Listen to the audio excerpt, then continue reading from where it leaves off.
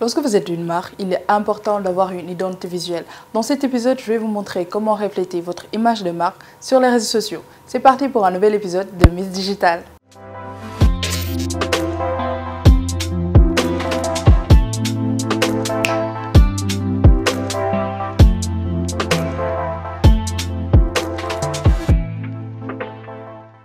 Une identité visuelle, elle est large. Elle comprend non seulement votre logo, votre charte graphique, mais quand vous travaillez dans le milieu de la mode, une identité visuelle comprend aussi votre fashion style. Ça peut être par exemple les matières que vous utilisez pour une collection.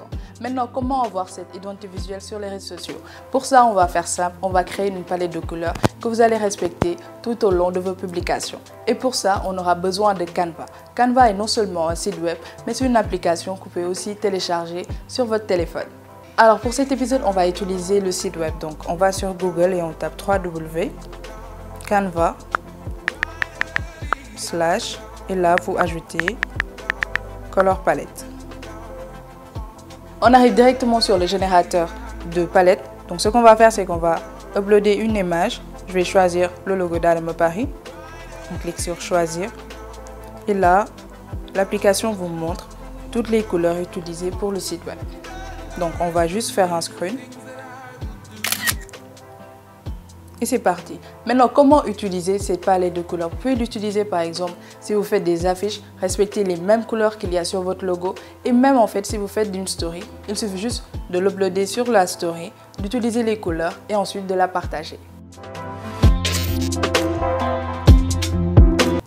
À part un logo, vous pouvez aussi faire une autre chose qui peut être très intéressant si vous avez un feed très harmonieux. Ce qu'on va faire, c'est qu'on va choisir une image, pas de votre logo, mais d'une matière que vous allez utiliser. Par exemple, si vous avez un tissu, le pagne tissé, ou vous travaillez la soie, qu'importe, importez cette photo et choisissez les couleurs. On y va.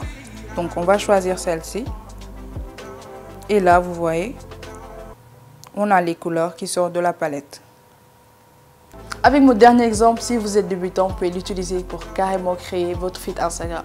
Pour ça, vous téléchargez les couleurs et vous utilisez une application qui planifie les feeds. Je vous en donne un, il s'appelle Unum. Vous pouvez le télécharger soit en iOS ou Android et l'utiliser gratuitement. Donc voilà, vous venez de savoir comment créer une identité visuelle sur vos réseaux sociaux à partir d'une palette de couleurs. On se donne rendez-vous dans un prochain épisode de Miss Digital. Bye!